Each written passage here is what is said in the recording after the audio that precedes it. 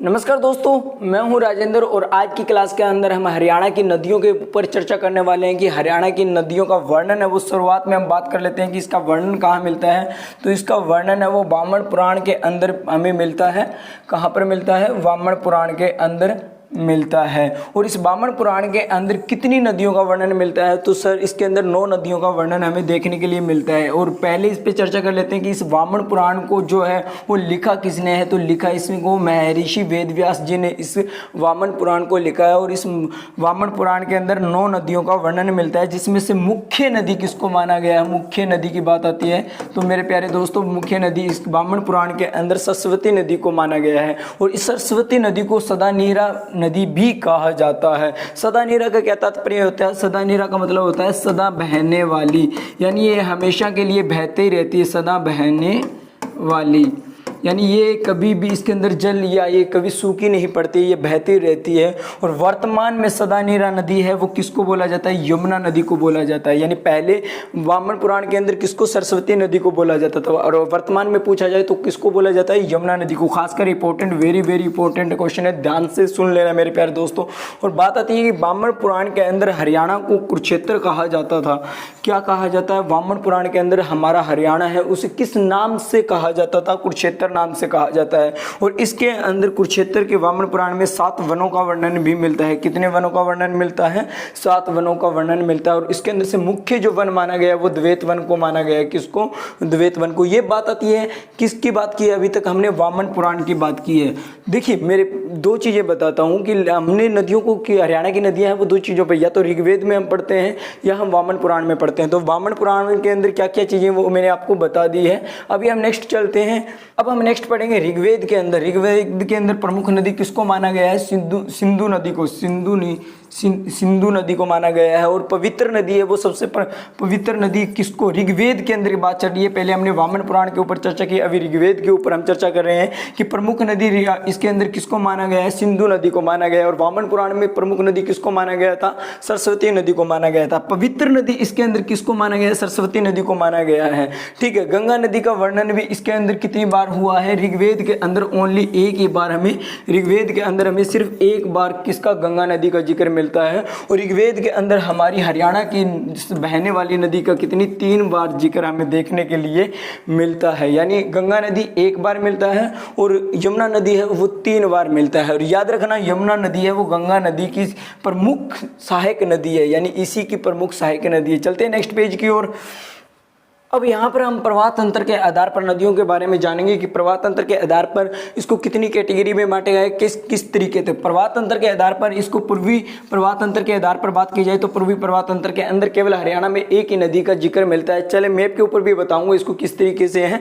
पूर्वी प्रवाह तंत्र कहाँ पर है, मतलब ये सारा चीज़ें आपको बताने वाला हूँ, लेकिन याद रखना कि सिर्फ एक नदी यमुना नदी है और खासकर इंपॉर्टेंट रहेगी क्योंकि एक ही नदी का मिलता है। उसके बाद में उत्तरी प्रवाह तंत्र आ जाता है। उत्तरी प्रवाह तंत्र के अंदर हमें 4-5 नदियां मिलती है और वहीं हमें दक्षिण प्रवाह तंत्र के अंदर भी 3-4 मिलती है। टोटल वैसे तो हरियाणा में बहुत सारी नदियां हैं, लेकिन प्रमुख नदियों का जिक्र है वो 9 ही है जिसके अंदर हमने चर्चा की है। और ये कौन कौन सी है? तो इसके लिए एक ट्रिक आपने बहुत जगह देखी होगी, यूट्यूब पर भी देखी होगी। क्या होती है कि KD is a gym trainer. वैसे तो ये सिंगर है, जिम ट्रेनर, ठीक है, ट्रेनर, इतना ही लिख देता हूँ शॉर्ट में। तो केडी जी जिम ट्रेनर। तो जो यहाँ से के से क्या निकल कर आया? हमारा के से निकल कर आया हमारी कृष्णावती नदी।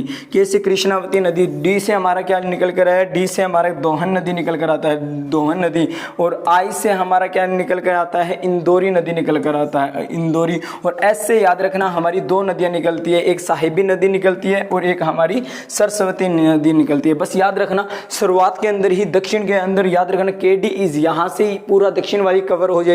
और इसके बाद में जो है इस साइड से ए का मतलब हो जाएगा, ए तो ए साइलेंट, इसके अंदर जी से आपकी घग्गर नदी हो जाएगी और चोटांग नदी, टी से टांगरी नदी हो जाएगी और मारकंडा, एम से मारकंडा नदी हो जाएगी। और ये भी हमारे पास 2-3 ये पूछा गया है, पीछे सवालों में कुछ देखने को मिला है चोटांग नदी के बारे में, राक्षी नदी के बारे में। तो ये नदियों को भी याद रखना, ये भी हरियाणा के अंदर कहाँ है? उत्तरी प्रवाह में बहने वाली नदियाँ हैं। इसके ऊपर एक एक नदी के ऊपर हम चर्चा करेंगे, कहाँ से उद्गम होता है, कहाँ पर जाकर ये किस तरीके से, किस में कौन क्या मिलता है। आगे की क्लास में हम सारा कुछ चर्चा करने वाले हैं।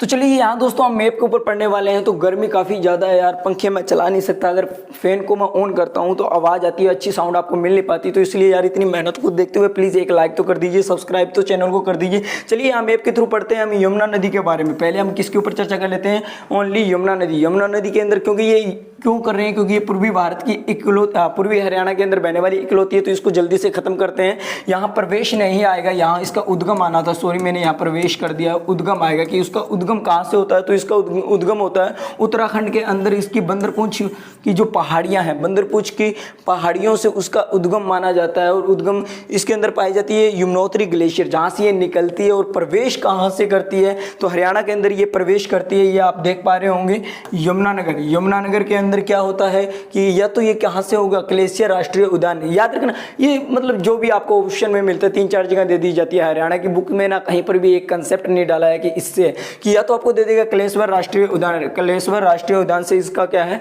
हरियाणा में ये प्रवेश करती है। याद रखना राष्ट्रीय उद्यान की बात आ गई तो हरियाणा के अंदर ओनली 2 ही राष्ट्रीय उद्यान है। कितने हैं, 2 ही राष्ट्रीय उद्यान है। एक तो कलेश्वर राष्ट्रीय उद्यान है, दूसरा हमारा क्या कौन सा है, सुल्तानपुर राष्ट्रीय उद्यान, जो कहाँ पर है, गुरुग्राम में है। कहाँ है, गुरुग्राम के अंदर है। ये 2 ही राष्ट्रीय उद्यान है हरियाणा के अंदर, और इन दोनों को याद रखना खास करके। तो चलिए दूसरा माना जाता है ताजेवाला विराज, यानी इसका दूसरा ऑप्शन माना जाता है या तो ताजेवाले विराज से कहाँ है, इंटर करेंगे हरियाणा के अंदर, या फिर क्या है हथनीकुंड विराज से। ये 2-3 चीज़ें हमें पहले भी देखने को मिली है पेपर के अंदर कि कभी हथनीकुंड विराज को मान लिया गया, कभी ताजेवाले को। लेकिन ये याद रखना ये तीनों की तीनों ही कहाँ पर है, यमुनानगर के अंदर है। यानी सीधी सी बात की जाए, अगर हमारी डिस्ट्रिक्ट की बात की जाए तो कहां से प्रवेश करती है, तो हरियाणा के अंदर यमुनानगर से प्रवेश करती है। अब आपको देखना, आपको माइंड लगाना है कि क्या ऑप्शन में हमें क्या मिलता है। उसके बाद में हम कुछ बात कर लेते हैं कि इसे क्या है, हथनीकुंड को क्या है, मछुआरों का स्वर्ग भी कहा जाता है। यानी मछुआरों को क्या कहा जाता है, स्वर्ग भी कहा जाता है। अगर आपको राइटिंग थोड़ी बहुत समझ में नहीं आ रही है तो मैं बोल रहा हूँ, उस चीज़ को खास करके सुन लेना। अब हम कुछ एक और पॉइंट के ऊपर बात करेंगे, लेकिन पहले हम मैप पर चलते हैं। मैप को समझते हैं कि यमुना नदी है वो कहाँ प्रवेश की, यमुनानगर से प्रवेश की। और कहाँ से कैसे होती जाती है, देखिए यमुनानगर के बाद कैथल में जाती है, कैथल के बाद में पानीपत, सोनीपत, और उसके बाद में फरीदाबाद, और पलवल से ये कहाँ, हसनपुर नामक स्थान से क्या हो जाती है, बाहर निकल जाती है। और अलीगढ़ यहाँ से होती हुई ये कहाँ चली जाती है, यूपी के अंदर चली जाती है। तो इस चीज़ का ध्यान रखना कि ये देखिए ये हरियाणा का इस साइड क्या होगा, पूर्वी सीमा होगी। पूर्वी सीमा में देखिए कहाँ से है, यमुनानगर है, करनाल है, पानीपत, सोनीपत, फरीदाबाद, पलवल, यहाँ तक ये बहती जाती है। और टोटल ये कितनी दूरी तय करती है, तो 1376 किलोमीटर की दूरी ये तय करती है। अब बात आती है कि ये किस किस के बीच में क्या क्या सीमा करती है। देखिए उत्तर प्रदेश और उत्तराखंड से अलग कौन करती है, यमुना नदी करती है। उत्तर प्रदेश से कितने किलोमीटर की करती है, तो 320 किलोमीटर की सीमा साझी करती है। और उसके बाद में उत्तराखंड की बात आए तो ओनली 11 किलोमीटर की सीमा ही करती है। याद रखना दोनों के अंदर भी पूछा जा सकता है, दूरी भी पूछी जा सकती है। अब हम कुछ एक और बात करते हैं कि इस यमुना नदी को क्या क्या नाम से जाना जाता है, किसकी बेटी, किसकी बहन, क्या क्या जाना जाता है। तो पहला पॉइंट आता है कि इसे यमराज की बहन भी कह दिया जाता है, इसे शनि महाराज की बहन भी कह दिया जाता है, इसे सूर्य की पुत्री भी कह दिया जाता है, छाया माँ की पुत्री भी कह दिया जाता है, और इसे काली गंगा के नाम से भी जाना जाता है। याद रखना यमुना नदी गंगा नदी की सबसे बड़ी सहायक नदी है, तो इसे काली गंगा नाम से भी जाना जाता है। तो दोस्तों मुझे लगता है मैंने ये पहले जो नोट डाउन किया ना, इससे आपका कहीं ना कहीं टाइम तो जरूर बच पा रहा होगा। अगर मैं यहाँ लिखता आपको बताता एक एक चीज़, तो उसमें आपका टाइम बहुत ज़्यादा कंज्यूम हो जाता, आपका बहुत ज़्यादा टाइम लगता है। और मैं चाहता हूँ कि कम समय में हम बहुत सारी चीज़ों को सीख जाएं, क्योंकि आपको पता है दोस्तों यार, मतलब हमें ना एक सिलेक्शन लेना बहुत ज़रूरी है। हमें ये नहीं देखना कि सामने वाले को आता है नहीं आता, या मैं पढ़ा रहा हूँ मुझे आता है कि नहीं आता, हमें उससे मतलब नहीं। हमें खुद को सीखना है, हमें एग्ज़ाम हमें क्लियर करना है, सामने वाले को नहीं करना। ये अपने माइंड में बिठा लेना। तो चलिए तो यहाँ से हम शुरू करते हैं कि ये प्रवेश कहाँ से करती है। मैंने अभी आपको बताया था कलेश्वर राष्ट्रीय उद्यान से करती है, या ये ताजावाला से करेगी, या हथनीकुंड विराज से करेगी। अब बात करते हैं कुछ ताजावाला विराज के ऊपर हम बात कर लेते हैं। तो इसका आरंभ कब हुआ, तो 1873 के अंदर इसको बनाया गया था। कब बनाया गया था, 1873 में। और 1879 के अंदर इसी के अंदर से क्या है, 2 नहरें निकाली गई थी। किसके अंदर से, 1873 ताजेवाले, इसके अंदर से 2 नहरें निकाली गई, जिसमें एक पूर्वी यमुना के नाम से जाना जाता है, एक पश्चिमी यमुना के नहर के नाम से जाना जाता है। पूर्वी नहर के बारे में हम इतनी ज़्यादा चर्चा नहीं करेंगे। क्यों नहीं करेंगे? क्योंकि ये तो यहाँ से होती है यूपी में चली जाती है। यूपी के बारे में हमें नहीं पढ़ना है, हमें तो कहाँ पढ़ना है? पश्चिमी नहर के बारे में जानना है। पश्चिमी नहर के बारे में जानना है कि पश्चिमी नहर एक्चुअल में क्या होता है। नेक्स्ट पेज पे उसके ऊपर चर्चा करेंगे। लेकिन ये हरियाणा की सबसे पुरानी नहर कौन सी मानी गई है? वेरी वेरी इंपॉर्टेंट क्वेश्चन है। फूल पत्ती वाला निशान लगा लीजिए मेरे दोस्तों, स्टार लगा दीजिए कि हरियाणा की पुरानी नहर किसको माना गया है? तो पश्चिमी नहर को माना गया है। कंसेप्ट ध्यान रखना, पूर्वी का तो कोई कंसेप्ट ही नहीं है, यानी पश्चिमी नहर की ही बात आएगी। दोनों के अंदर से एक चीज को डिसाइड कर लेना। तो चलिए, तो दोस्तों यहाँ पर हम यमुना नदी की सहायक नदियों के बारे में चर्चा करेंगे। इसकी सहायक नदियाँ कौन कौन सी है? तो इसमें दो चीज़ों के बारे में पढ़ने वाले हैं। एक तो हरियाणा के अंदर पढ़ेंगे कि हरियाणा के अंदर इसकी सहायक नदियाँ कौन सी है, दूसरी हरियाणा से बाहर इसकी सहायक नदियाँ कौन सी है। यानी एक तो हरियाणा के अंदर ये जब बहती है तो उसके अंदर कोई सहायक नदियाँ आपस में मिलती है, और दूसरा हरियाणा से बाहर जब ये चली जाती है, अलग राज्य में चली जाती है, जैसे यूपी में चली जाती है, कहीं भी पलवल से होकर बाहर जाती है ना, वहाँ से किसी और में क्या क्या चीज़ें हैं। तो सर बात आती है हरियाणा के अंदर, तो एक सोम नदी है, एक पथराला नदी है, एक गुड्डी नदी है, ठीक है ना। ये तीन क्या है हरियाणा के अंदर, इसकी क्या है सहायक नदियाँ हैं। किसकी? ये यमुना नदी की। यमुना नदी किसकी सहायक नदी है? गंगा नदी की। ये खासकर ध्यान रखना। अब बात आती है बाहर कौन सी नदियाँ हैं, तो टोस नदी की बात करेंगे, दूसरी है गिरी नदी के बारे में, तीसरी है आसन नदी के बारे में। अब इनके ऊपर कुछ ना कुछ परियोजनाएं भी बनाई गई, तो हम साथ के साथ ना सारे क्वेश्चन लपेटते चलेंगे ताकि हमें ज़्यादा से ज़्यादा याद रह पाए। तो टोस नदी के ऊपर क्या है सर? किसाऊ बांध परियोजना बनाई गई है। किसाऊ बांध परियोजना किस पे? टोस नदी की। टोस किसके ऊपर? यमुना नदी की सहायक नदी है। यमुना नदी किसकी? गंगा नदी की सहायक नदी है। वेरी गुड, बहुत अच्छे से चल रहे हो। गिरी और रेणुका बांध परियोजना किसके ऊपर है? गिरी नदी के ऊपर। गिरी नदी किसकी है? यमुना नदी की। यमुना नदी किसकी सहायक नदी है? गंगा नदी की। Very nice. और इसके बाद में चलेंगे सर लखवार बांध परियोजना। लखवार बांध परियोजना किसकी है सर? लखवार बांध परियोजना किसकी है? लखवार बांध परियोजना यमुना नदी के ऊपर बनाया गया है। यमुना नदी के ऊपर बनाया गया है। और सबसे पुरानी नहर किसको? पश्चिमी नहर को माना गया है। पीछे के रिपीटेशन के साथ में चलते रहो ताकि आपको याद रह जाए, ठीक है ना। कहाँ से होती है? कालेश्वर। कहाँ से? कालेश्वर राष्ट्रीय उद्यान से। कहाँ से? कालेश्वर राष्ट्रीय उद्यान। हथनीकुंड बैराज से। कहाँ से? हथनीकुंड बैराज से। हरियाणा में उद्यान कितने हैं? राष्ट्रीय उद्यान कितने हैं? दो ही है। कौन कौन से हैं? कौन कौन से? सुल्तानपुर राष्ट्रीय उद्यान है। कौन कौन से? सुल्तानपुर राष्ट्रीय उद्यान है। और कालेश्वर कहाँ पर? यमुनानगर में है। और सुल्तानपुर वाला कहाँ है? गुरुग्राम के अंदर। इस तरीके से दोस्तों याद कीजिए ताकि ज़्यादा से ज़्यादा ना कंसेप्ट माइंड में घुमा दीजिए सारे क्वेश्चन को। अब चलते हैं हम नेक्स्ट पेज की ओर बढ़ते हैं। हम सरस्वती नदी के बारे में डिटेल से पढ़ने वाले हैं। तो सरस्वती नदी की बात की जाए तो सरस्वती नदी का पहले हम पढ़ेंगे उद्गम कहाँ से होता है, फिर पढ़ेंगे हम ये हरियाणा से प्रवेश कहाँ करती है और किस तरीके से प्रवेश करती है, किस जगह से प्रवेश करती है। तो पहले हम पढ़ते हैं कि इसका उद्गम जो है वो हिमाचल प्रदेश से माना गया है। हिमाचल प्रदेश के अंदर सिरमौर की पहाड़ियाँ हैं, वहाँ से क्या है इसका उद्गम माना गया है। पहली बात आती है कि इसका उद्गम कहाँ से होता है। पहली बात है सरस्वती नदी। सरस्वती नदी का उद्गम कहाँ से होता है? हिमाचल प्रदेश एक राज्य है, राज्य के अंदर सिरमौर एक कोई जिला है, वहाँ कोई पहाड़ियाँ होगी सिरमौर की, उसी के अंदर से इसका उद्गम माना जाता है। उद्गम मतलब होता है कहाँ से ये निकलती है। फिर बात आती है कि सर एक और पॉइंट दिया गया कि हर की धुन भी कह दिया जाता है कि हर की धुन से इसका क्या है उद्गम होता है। हर से हरियाणा, हर से हरियाणा, हर से हरियाणा, हर से हिमाचल प्रदेश, ठीक है ना। तो अब इतनी बात तो हमने पढ़ ली कि इसका उद्गम कहाँ से होता है। अब बात आती है कि ये हरियाणा में प्रवेश कहाँ करती है। तो हरियाणा में हम प्रवेश की बात करते हैं तो हरियाणा में ये प्रवेश करती है यमुनानगर से। यमुनानगर की बात आती है तो हमें पता है कि पूर्वी में बहने वाली एक नदी के बारे में हमने डिटेल से पढ़ा था, जो कौन सी थी? यमुना नदी थी। और अब बात आती है कि यमुनानगर के अंदर कहाँ से प्रवेश कर रही है? प्रवेश कर रही है यमुनानगर के आदि बद्री नामक स्थान से। आदि बद्री नामक स्थान से प्रवेश कर रही है। कौन कर रही है? सरस्वती नदी आपकी प्रवेश कर रही है। सरस्वती नदी यहाँ से प्रवेश करने के बाद अंबाला और यहाँ कुरुक्षेत्र से कैथल और कैथल से सीधी चली जाती है पंजाब के अंदर। तो देखिए यहाँ पर कुछ इंपॉर्टेंट बातें और भी है कि यमुनानगर के आदि बद्री नामक स्थान से यह प्रवेश करती है। यहाँ पर दो तीन और नाम आए थे। कलेश्वर राष्ट्रीय उद्यान कहाँ पर आपका, कहाँ पर है? यमुनानगर के अंदर है। सुल्तानपुर राष्ट्रीय उद्यान गुरुग्राम में। कलेश्वर से क्यों मैंने कहा? क्योंकि वहाँ से क्या है कि हमारी यमुना नदी का क्या माना गया है, वहाँ से प्रवेश करती है, वहाँ से हमारी यमुना नदी प्रवेश करती है। और सरस्वती नदी कहाँ से करती है? आदि बद्री से करती है। अब बात आती है कि सर यहाँ पर एक कुरुक्षेत्र नामक स्थान के ऊपर, यानी कुरुक्षेत्र नामक स्थान पर आकर ये क्या करती है? कुरुक्षेत्र के अंदर पेवा नामक स्थान पर आकर ये समीक्षा झील को जल को भी प्राप्त करती है। कौन करती है?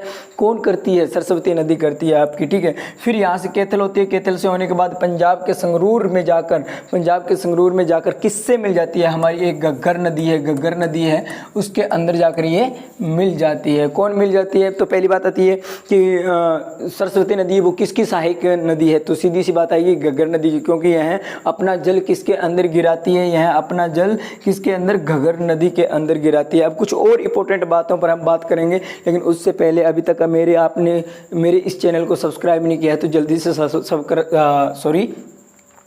से सब्सक्राइब कर दीजिए। आपको पता है कि पावर ऑफ एजुकेशन नाम से हमारा ये चैनल है, पावर ऑफ एजुकेशन, और आपको इसकी एजुकेशन को दिखाना होगा कि पावर ऑफ एजुकेशन की पावर क्या होती है, एजुकेशन की पावर क्या होती है, आपको दिखाना होगा। चलिए अब सरस्वती नदी की कुछ महत्वपूर्ण पॉइंट पर हम बात कर लेते हैं कि ऋग्वेद की बात की जाए तो इसके अंदर यह सबसे पवित्र यानी मुख्य नदी मानी गई है। किसको? ऋग्वेद के अंदर किसको मानी गई है? सरस्वती नदी को मानी गई है, ठीक है। इसके बाद में बात आती है कि महाभारत में वर्णित नर का तारी तीर्थ जो है वो किसके किनारे है? इसी सरस्वती नदी के किनारे माना जाता है कि महाभारत में वर्णित है ये चीजें।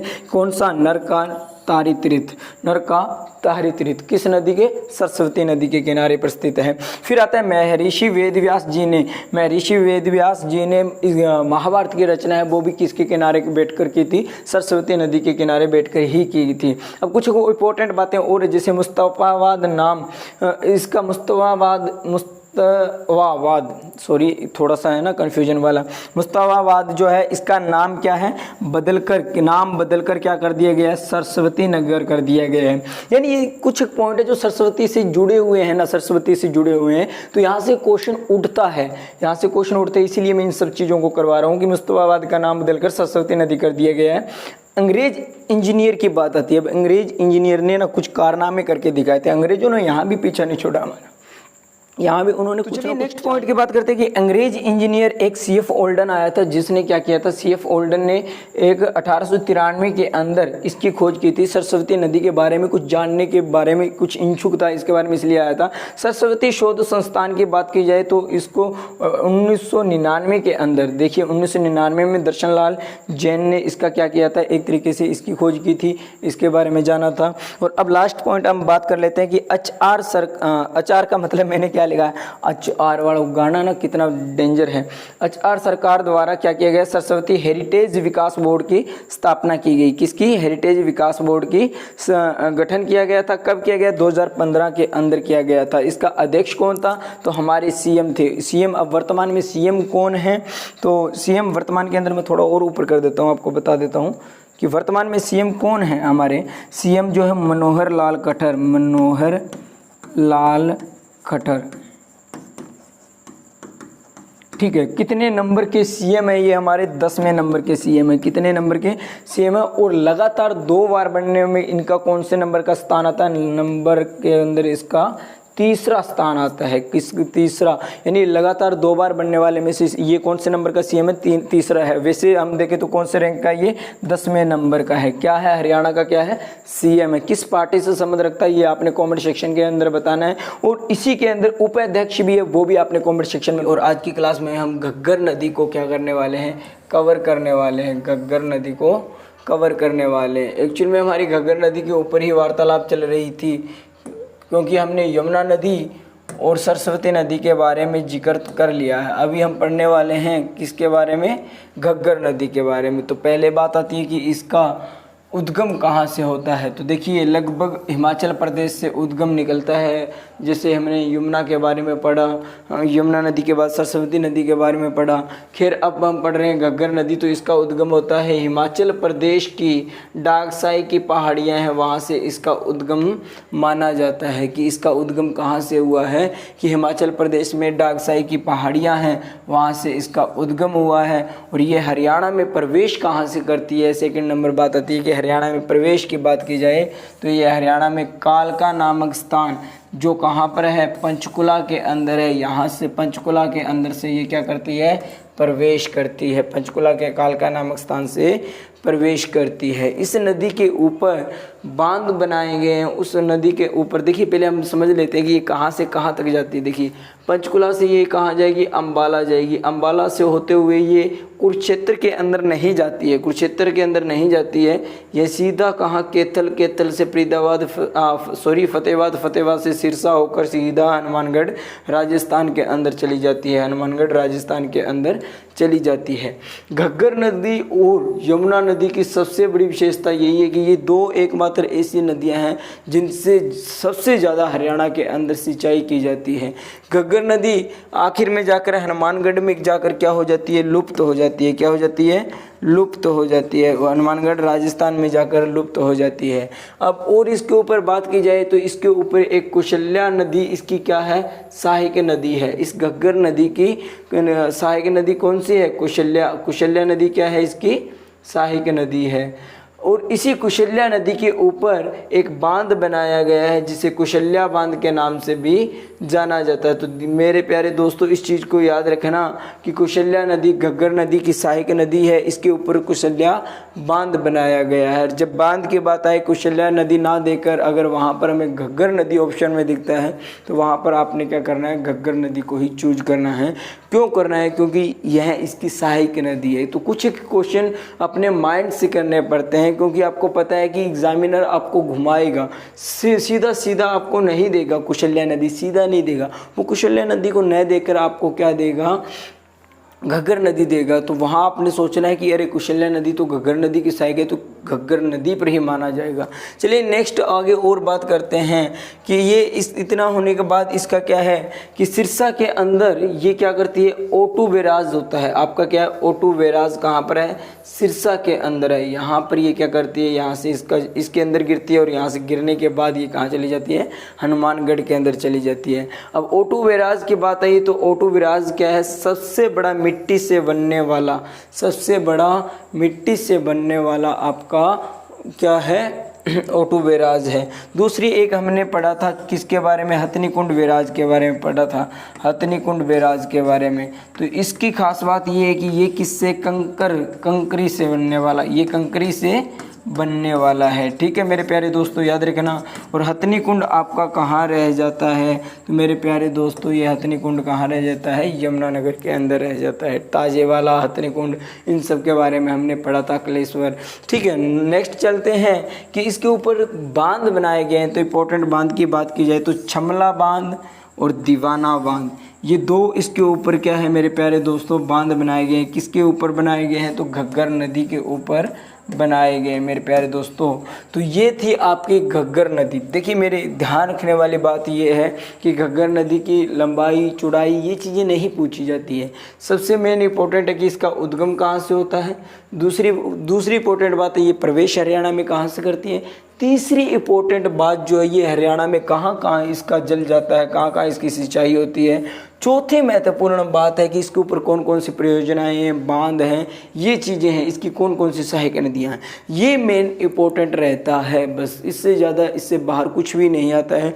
अगर आज की ये वीडियो आपको कुछ महत्वपूर्ण लगी है इस मैप के साथ, तो चैनल को सब्सक्राइब कर दीजिए। वीडियो को लाइक नहीं किया है तो वीडियो को लाइक कर दीजिए। इसी तरीके से हम हरियाणा की सारी नदियों को मैप के थ्रू करने वाले हैं कि कहाँ से कहाँ तक जाती है, क्योंकि अगर हम मैप के थ्रू करते हैं तो हमें लगभग क्या है, हमारे माइंड में सीधा ही चला जाता है मैप और हमें याद ज़्यादा रह जाता है। तो चलिए दोस्तों, आज की क्लास के अंदर हम मारकंडा नदी के ऊपर बात करने वाले हैं, मारकंडा नदी के ऊपर। और लास्ट क्लास के अंदर हमने घग्गर नदी के ऊपर बात कर ली थी, घग्गर नदी के ऊपर बात कर ली थी, सरस्वती नदी के बारे में भी बात कर ली थी, सरस्वती नदी के बारे में, और यमुना नदी के बारे में भी लास्ट क्लास में हमने बात कर ली थी, यमुना नदी के बारे में। और आज की क्लास के अंदर हम मारकंडा नदी के बारे में बात करने वाले हैं कि मारकंडा नदी की कहाँ से उद्गम होता है, कहाँ से हरियाणा में प्रवेश करती है, कौन कौन सी नदियाँ मिलती है। चलिए क्लास को शुरुआत करते हैं, क्लास का शुभ आरंभ करते हैं। तो उद्गम की बात की जाए तो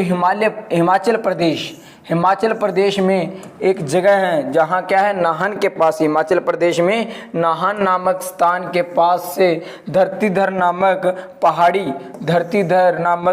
पहाड़ी के दक्षिण ढाल से होती हुई अंबाला के काला अम्ब नामक स्थान से हरियाणा में प्रवेश करती है। देखिए मेरे प्यारे दोस्तों, बात आती है किसकी, मारकंडा नदी की। तो हिमाचल प्रदेश आपका कहाँ पर है, यहाँ पर है। हिमाचल प्रदेश कहाँ है, यहाँ से प्रवेश कहाँ से करेगी, यहाँ से डायरेक्ट डायरेक्ट अम्बाड़ा से प्रवेश करेगी। कहाँ से करेगी मेरे प्यारे दोस्तों? अम्बाड़ा से। यमुनानगर से कौन सी करती है आपकी? यमुनानगर से यमुना नदी करती है। कहाँ से करती है? ताजेवाला या कालेश्वर जगह से। ताजेवाला या कालेश्वर की बात की जाए, ताजेवाला। हथनीकुंड बैराज कहाँ है? यमुनानगर में। हथनीकुंड बैराज की बात की जाए तो कहाँ पर है? कालेश्वर राष्ट्रीय उद्यान कहाँ है? कालेश्वर राष्ट्रीय उद्यान की बात की जाए, कालेश्वर राष्ट्रीय उद्यान की बात की जाए तो कहाँ पर है मेरे प्यारे दोस्तों? यमुनानगर के अंदर है। सुल्तानपुर राष्ट्रीय उद्यान की बात की जाए, सुल्तानपुर की बात की जाए तो सुल्तानपुर राष्ट्रीय उद्यान कहाँ पर है? आपका गुरुग्राम में। गुरुग्राम के अंदर रहने वाला है सुल्तानपुर। गुरुग्राम को क्या है?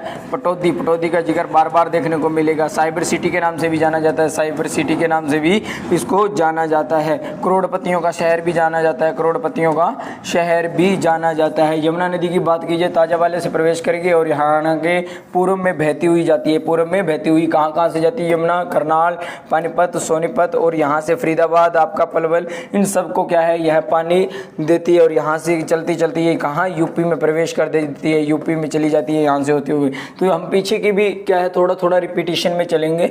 और इसके ऊपर हमने और क्या घग्गर नदी के बारे में बात की थी। घग्गर नदी आपकी कहाँ से? यहाँ पंचकुला से होती हुई यहाँ से सीधा जाती है कहाँ? सिरसा। यहाँ सिरसा से होती हुई राजस्थान हनुमानगढ़ में प्रवेश कर देती है, राजस्थान के अंदर प्रवेश कर देती है। सिरसा के अंदर O2 बैराज आपका क्या है? O2 बैराज की बात की जाए तो सिरसा के अंदर रहने वाला है, सिरसा के अंदर रहने वाला है। तो यहाँ से जींद आपका क्या है? हार्ट ऑफ हरियाणा, यानी हरियाणा का दिल माना जाता है। कुरुक्षेत्र क्या है? युद्ध की रणभूमि है। यहाँ पर आपका पेहवा का जिक्र बार बार मिलेगा, पेहवा का जिक्र मिलेगा जहाँ समीक्षा झील है, जहाँ क्या समीक्षा झील है, जहाँ से आपको बहुत बार सुनने को मिलेगा। चलिए मेरे प्यारे दोस्तों आगे पढ़ते हैं कि इसका उद्गम कहाँ से हुआ। हिमाचल प्रदेश में नाहन के पास धरतीधर नामक पहाड़ी है। एक पहाड़ी का नाम क्या है? धरतीधर नामक एक पहाड़ी है। उसकी दक्षिण ढाल से होती हुई काला अम्ब जो आपका कहाँ रह जाएगा? काला अम्ब आपका कहाँ रह जाएगा? अम्बाला के अंदर रह जाएगा, अम्बाला के अंदर रह जाएगा, अम्बाला के अंदर रह जाएगा। और यहाँ से क्या है? हरियाणा में यह प्रवेश करती है। और इसके ऊपर बात की जाए तो सदादानी और बेगवा अन्य क्या है? 2 नाले हैं। इसके ऊपर क्या है? 2 नाले हैं। कौन कौन से?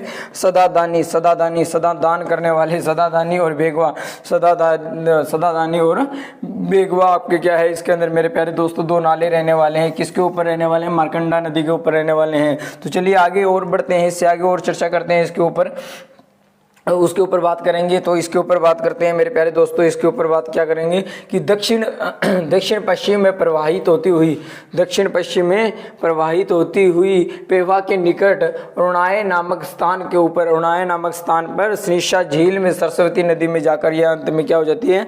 मिल जाती है। अंत में कहाँ पर मिल जाती है? चलिए मैं समझाता हूँ ये क्या कहता है कि वहाँ से अम्बाला से निकलने के बाद, अम्बाला से निकलने के बाद मेरे प्यारे दोस्तों अम्बाला के काला अम्ब से हरियाणा में प्रवेश करने के बाद ये कहाँ जाएगी? दक्षिण पश्चिम में बहती हुई, दक्षिण पश्चिम में प्रवाहित होती हुई कहाँ पर जाएगी? आपके पेवा नामक स्थान। पेवा आपका कहाँ देखने को मिलेगा? आपका मेरे प्यारे दोस्तों पेवा आपको कहाँ पर देखने को मिलेगा? पेवा आपको कहाँ देखने को मिलेगा? कुरुक्षेत्र के अंदर। कहाँ मिलेगा? कुरुक्षेत्र के अंदर। कुरुक्षेत्र के अंदर मेरे प्यारे दोस्तों आपको पेहा नामक स्थान मिलेगा, मैंने पहले भी बताया। और इसके अंदर एक आपको अरुणाए नामक एक स्थान है, अरुणाए नामक स्थान है जहाँ पर क्या है? सनीक्षा झील भी बोल दिया जाता है, सांसा झील वो लिखा हुआ है, सनीक्षा है ये, सनीक्षा झील है, सनीशा झील है, सनासा गलती से लिखा गया। सनीशा झील में सरस्वती नदी में जाकर मिल जाती है, सरस्वती नदी में जाकर मिल जाती है। कौन मिल जाती है मेरे प्यारे दोस्तों? आपकी मार्कंडा नदी है। मार्कंडा नदी आपकी किसकी सहायक नदी है? सरस्वती की। सरस्वती की क्या है?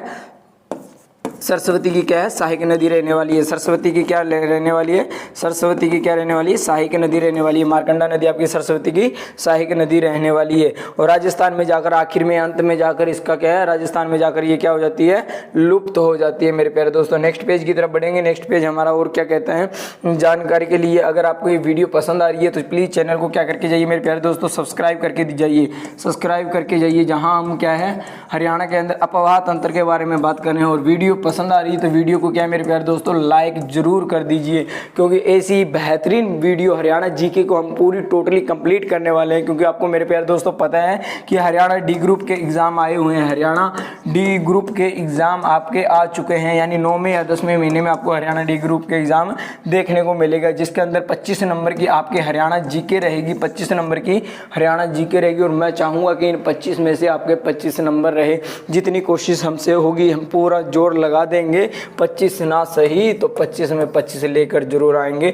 मारकंडा की सहायक नदियों की बात की जाए, मारकंडा की सहायक नदियों की बात की जाए तो मेरे दोस्तों तागड़ी, आपकी तागड़ी नदी क्या रहने वाली है इसकी, तागड़ी नदी आपकी क्या रहेगी, सहायक। तागड़ी को क्या टांगरी भी बोल दिया जाता है, टांगरी नदी भी बोल दिया जाता है।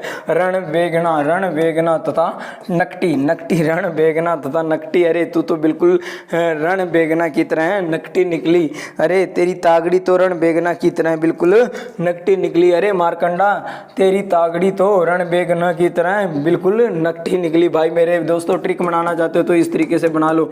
अरे मेघना तेरी तो क्या है, तागड़ी रण वेगना की तरह क्या निकली, नकटी निकली। चलिए तागड़ी टांगरी या तांगड़ी नदी की बात की जाए तो इसके ऊपर भी हम थोड़ी सी चर्चा कर लेते हैं कि इसका उद्गम कहाँ होता है, इसका उद्गम कहाँ से होता है। तो इसके उद्गम है वो मोरनी की पहाड़ियों से होता है, मोरनी की पहाड़ियों से इसका क्या उद्गम होता है। मोरनी की पहाड़ियों का जिक्र आता है तो इसकी सबसे ऊंची चोटी को तो मत भूलना मेरे प्यारे दोस्तों।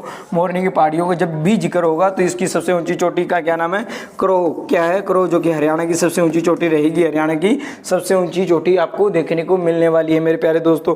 नेक्स्ट बात की जाए, ये अंबाला के पास पंजोखरा तक बहती है। ये कहाँ तक बहती है, अंबाला के अंदर, अंबाला के पास में पंजोखरा नामक एक स्थान है, वहां तक ही बहती है और आखिर में जाकर कहाँ पर, आखिर में जाकर मारकंडा के अंदर ये क्या है, मिल जाती है। आखिर में कहाँ जाकर, उमला नाला इसके ऊपर बनाया गया है। उमला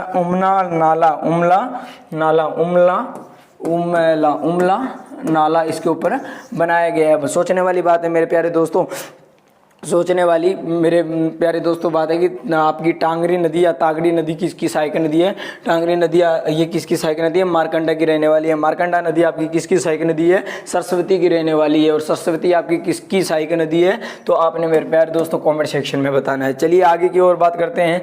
आज की क्लास आपके लिए काफ़ी बेहतरीन रहने वाली है। आज हम नदियों के इस चैप्टर को जो कंप्लीट करने जा रहे हैं, धीरे धीरे शॉर्ट में लेकर आ रहे हैं, इन सारों को हम कंप्लीट करने वाले हैं। तो चलिए अब बात करते हैं टांगरी नदी की, सहायक नदियों की भी बात करेंगे और इसके ऊपर चर्चा करते हैं। तो इसकी बलियाली एवं आमरी ये क्या है, इसकी क्या है, सहायक नदियां हैं। इसकी क्या है, सहायक नदियां हैं। बलियाली की बात की जाए, अब बात करते हैं बलियाली की नदी की बात करते हैं। बलियाली नदी एवं आमरी, याद रखना मेरे प्यारे दोस्तों, इसकी क्या रहने वाली है, ये सहायक नदी है।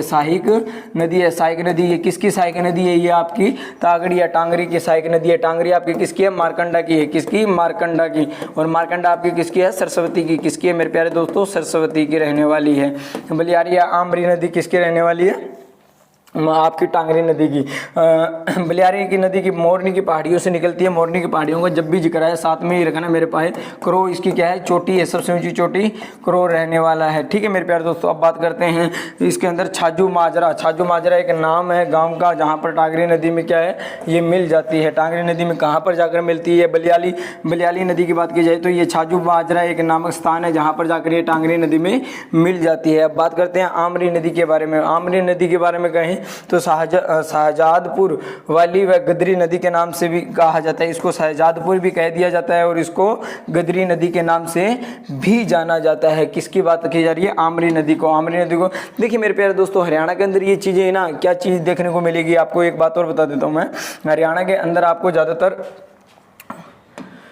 हरियाणा की बात आती है तो हरियाणा के अंदर मेरे प्यारे दोस्तों आपको ज़्यादातर क्या देखने को मिलेगा कि अगर जिस जिले के अंदर मेरे प्यारे दोस्तों आपको जगह देखने को मिलेगी, जिले में आपको क्या मिलेगी, जगह, जैसे नाम मिलेगा। जैसे अब पेहवा मिल गया या वहाँ पर कुछ भी प्रसिद्ध कोई भी उद्योग हो गया या कुछ भी वहाँ पर कुछ भी रहेगा ना, उसी के ऊपर क्या कर दिया जाता है, उस जगह का नाम बना दिया जाता है या उसका क्या कर दिया जाता है, उद्योग बना दिए जाते हैं। इस तरीके से जाना जाता है। शहजादपुर क्या है, शहजादपुर ये उसके नदी का कोई नाम थोड़ी ना रखा गया है, ये वहाँ पर कोई जगह होगी तो उस नाम से उसको शहजादपुर जाना जाता है। बस इसी तरीके से, जैसे अभी मैं रह रहा हूँ, मैं मेरे गाँव में रहता हूँ, तो कल को कहते कि मेरा नाम बदल कर क्या कर दे, उस गाँव का सीधा कह देते हैं हम, शॉर्ट में क्या कहते हैं ना, अरे वो तो चलिए दोस्तों, आज की क्लास के अंदर हम दृश्यवंती नदी के बारे में पढ़ने वाले हैं। दृश्यवंती नदी की ऋग्वेद में इसका नाम सरस्वती व आपरा, यानी ऋग्वेद में इसका नाम सरस्वती व आपरा नदी के साथ में इसे उत्तम नदी भी माना जाता है। यानी इस पहली बात की जाए तो ऋग्वेद काल की बात कर दी जाए तो ऋग्वेद में इसका क्या नाम था, इसका सरस्वती के साथ में एक आपरा नदी भी है। उन दो महान नदियों के साथ में इसका नाम भी लिया जाता था। उन दो महान नदियों सरस्वती और आपरा नदी के साथ में दृश्यवंती नदी का भी नाम लिया जाता था। खैर क्या कहना कि कुछ विद्वानों का मानना था कि क्या क्या रही होगी दृश्यवंती की, अभी तक पूरी जानकारी नहीं मिली थी कई विद्वानों को, लेकिन इसे उत्तम नदी का दर्जा दिया गया था। इसे हरियाणा में उत्तम नदी का दर्जा दिया गया था। प्राचीन काल की बात की जाए, अब अलग अलग हम काल में पढ़ेंगे, ऋग्वेद में पढ़ेंगे, हम इसे प्राचीन काल में पढ़ेंगे, इस तरीके से अलग अलग बारे में पढ़ेंगे कि प्राचीन काल में अनारे लोग क्या करते थे, इसे अनारे लोग क्या है, गारा के नाम से जानते थे। किसके नाम से जानते थे? दृश्यवंती नदी को क्या है, आर्य लोग क्या जानते थे? प्राचीन काल के अंदर आर्य लोग इसे किस नाम से जानते थे? गारा के नाम से जानते थे, गारा नदी के नाम से जानते थे। तो चलिए दोस्तों, आज की क्लास का आगाज हो चुका है। हो चुका है तो चैनल को क्या कर दीजिए, सब्सक्राइब कर दीजिए। वीडियो को लाइक नहीं किया तो लाइक कर दीजिए। और खैर अपने दोस्तों को इस चैनल के बारे में बताना मत भूलना कि चैनल का नाम जो है वो आपको पता ही है, पावर ऑफ एजुकेशन। एजुकेशन की पावर क्या है मेरे भाई, ये आपने दिखा देना है। अपने दोस्तों में ज़्यादा से ज़्यादा चैनल को शेयर करना और दिखाना है कि इसकी पावर क्या होती है, एजुकेशन की पावर क्या होती है। चलिए आगे हम इस पे बात करेंगे और हमारा नदियों का जो टॉपिक चल रहा है इसको कवर करेंगे कि आर्य की जीत के बाद, अब देखो युद्ध हुआ था थोड़ा बहुत कहीं ना कहीं इनके बीच में, ठीक है। फिर उसके बाद में क्या हुआ, आर्यों की जीत हो जाने के बाद में इसका नाम क्या हो गया था, दृश्यवंती नदी का नाम पड़ गया था। पहले इसको क्या है, प्राचीन काल में इसको किस नाम से जाना जाता था, गारा के नाम से जाना जाता था। लेकिन आर्यों की यहाँ पर जीत हो जाती है, आर्यों का राज हो जाता है। आर्यों का राज होने के बाद ये क्या, इसका नाम दृश्यवंती नदी हो पड़ जाता है। अब हम पढ़ेंगे कुछ मत्स्य पुराण के बारे में। मत्स्य पुराण के बारे में पढ़ेंगे कि इसको मत्स्य पुराण में किस तरीके से क्या कुछ रहता है कि पितृबलवा और श्राद्धा में करोड़ों गुणों फल देने वाली, देखो इस नदी को, इस दृश्यवंती नदी को देखिए, दृश्यवंती नदी को क्या है, मत्स्य पुराण के अंदर पितृबला और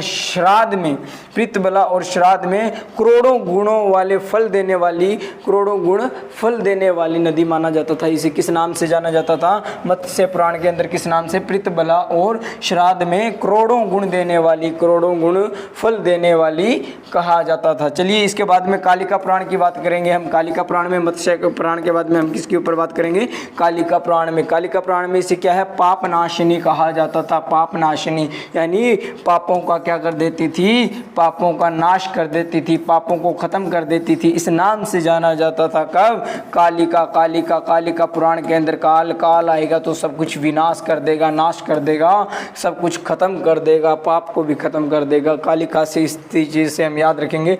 चलिए नेक्स्ट की बात की जाए तो नेक्स्ट हम पढ़ेंगे कात्यायन।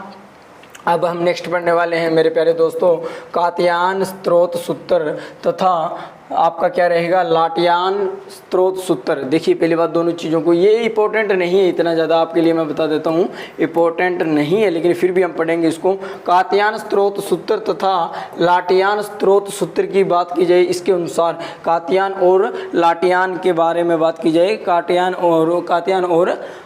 और आपके लाटियान स्त्रोत सूत्र के अनुसार अगर ये आर्यगण की बात की जाए, आर्यगण इसको क्या है, सारस्वत सूत्र तथा दृश्यवत सूत्र का आयोजन करते हैं। देखिए इसके अंदर क्या होता है, दृश्यवत आयोजन होता है। जैसे आपने देखा होगा कि भोलेनाथ की हम क्या करते हैं, भोलेनाथ की क्या करते हैं हम, जब वो लेके आते हैं ना यार, उसको कहते तो हैं क्या, जो उठाकर इधर से गंगा का पानी लेकर आते हैं, उसका नाम खैर मेरी अभी याद नहीं, हाँ कावड़ लेकर आते हैं, कहते हैं ना कावड़ लेकर आते हैं, कावड़ लेकर आते हैं। उसी तरीके से ये होता था, इसी तरीके से ये होता था कि कात्यायन सूत्र तथा लाटियान सूत्र के अनुसार इनके अनुसार उनका मानना था, काटयान और उसके लाटयान के मानना था कि आर्यगण जो क्या करते थे, वो शाश्वत सूत्र और दृश्यवात सूत्र, ये दो चीज़ों का आयोजन करते थे। किसका? शाश्वत का करते थे और दृश्यवात यानी दृश्यवंती से दाश्वात याद रखना, आयोजन करते थे।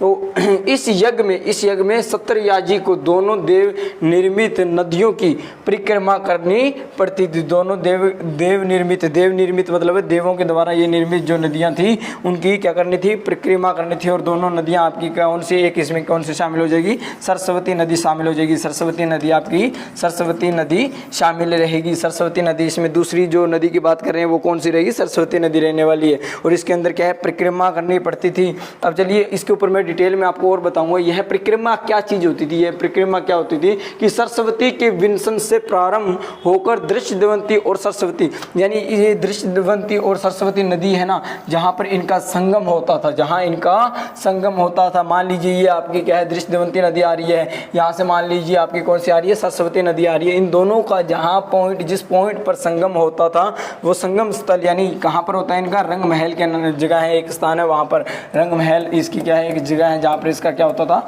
संगम होता था। तो जहाँ संगम होता था और इन दोनों के उद्गम, अब बात आती है, देखिए यहाँ तो संगम हो रहा है लेकिन यहाँ पर इसका उद्गम हो रहा है, यहाँ पर इसका उद्गम हो रहा है और इस साइड में इसका क्या हो रहा है? उद्गम हो रहा है। मेरे प्यारे दोस्तों, इस साइड में भी इसका क्या हो रहा है? उद्गम हो रहा है। तो इन उद्गम और इन दोनों के उद्गम सत्रों को छूकर वापस विंसन पर आकर ही समाप्त होता। मान लीजिए यात्रा जहाँ से शुरू हुई थी तो यहाँ सरस्वती और किसके? दृश्यवंती के कहाँ? जहाँ पर ये निकलती है और इनकी प्रारंभ यात्रा कहाँ से होती थी? इनकी प्रारंभ यात्रा जो होती थी इन दोनों का जहाँ संगम था, यहाँ से इसकी प्रारंभ यात्रा, फिर ये जाते थे कहाँ? जहाँ से ये निकलती है और वापस यहाँ पर ही आकर इनकी क्या है? इस यात्रा को समाप्त होती थी। इतना खास नहीं है इस चीज़ को जानना, लेकिन फिर भी नॉलेज के लिए आपके लिए बेटर रहेगा।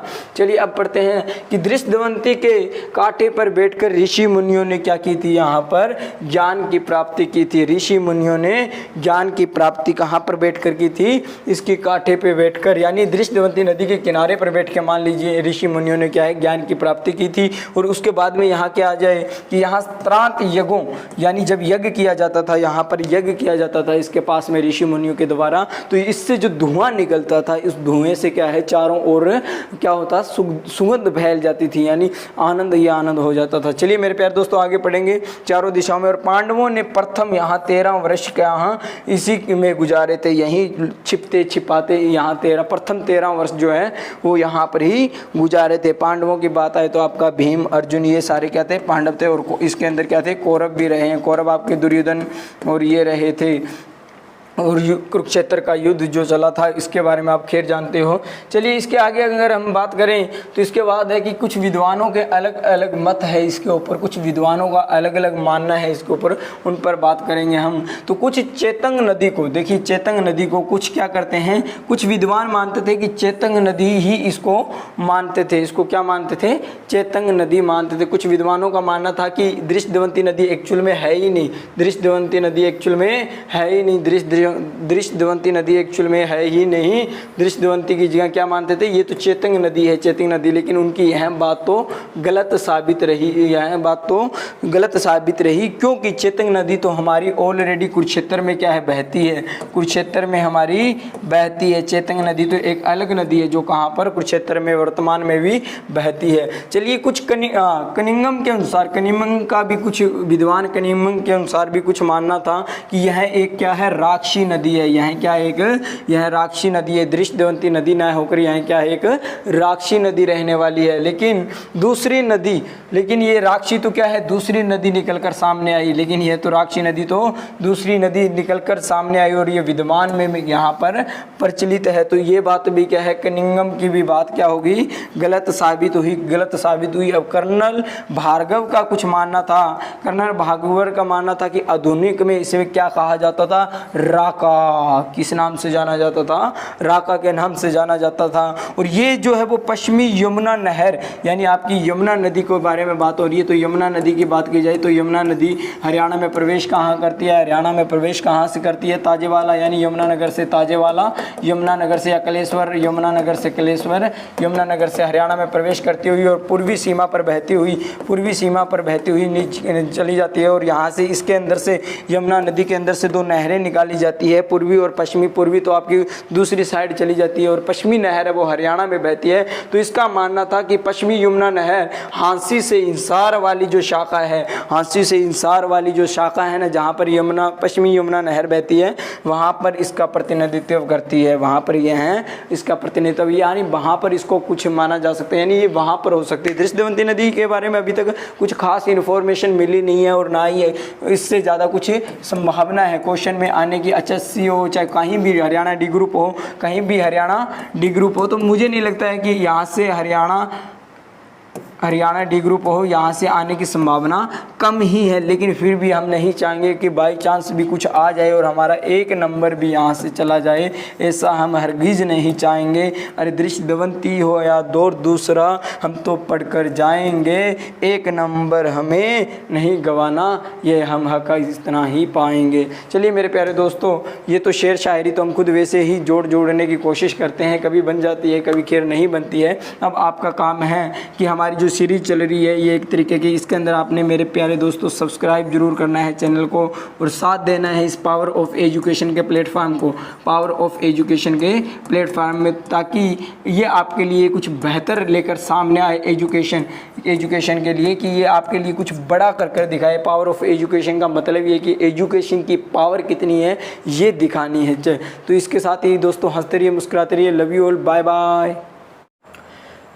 तो चलिए दोस्तों चेतंग नदी के बारे में बात कर लेते हैं। चेतंग नदी को अन्य किस नाम से जाना जाता है? चेतंग नदी को चितंग नदी भी कह दिया जाता है, चौतांग नदी भी कह दिया जाता है, यानी इसके अन्य नाम है वो चितंग और चौतांग नाम से भी इसको जाना जाता है। भाई ये तो वही बात होगी, चाहे इकालू को चाहे आप कालू कह लो या कालू को आप कालिया कह लो, बात तो सेम ही रहने वाली है ना। कालू को चाहे कालू कह लो चाहे कालिया कह लो, वह रहेगा तो वही का वही, यानी चेतंग को चौतांग कह लो, चितंग कह लो, कुछ भी कह लो मेरे भाई, याद करने वाली बात है कि हम चेतंग नदी के बारे में बात कर रहे हैं। बात करते हैं कि उसका उद्गम कहाँ से माना जाता है, यानी ये कहाँ से निकलती है। तो ये रहेगी आपकी शिवालिक पहाड़ियों से। शिवालिक पहाड़ियों की जब भी चर्चा आएगी तो हरियाणा के अंदर आपने सिर्फ इस एरिया के ऊपर फोकस करना है, कि इस एरिया के ऊपर ही फोकस करना है, क्योंकि शिवालिक की पहाड़ियाँ आपके रह कहाँ जाती है? आपके उत्तर के अंदर रह जाती है। हरियाणा के किस साइड में रह जाती है? उत्तर के अंदर, आपके हिमाचल प्रदेश के अंदर से यहाँ से रहती है इस एरिया के अंदर। नीचे आपके हरियाणा की बात की जाए तो नीचे का जो एरिया रहेगा वो किसका? अरावली, राजस्थान में आ जाती है, जो अरावली का एरिया रहेगा। और इसके पश्चिम की बात की जाए हरियाणा की तो किसकी रह जाएगी? आपकी पश्चिम में आपकी घग्गर नदी का रह जाएगा, घग्गर नदी का। और पूर्व की बात की जाए तो आपके कौन रह जाएगी?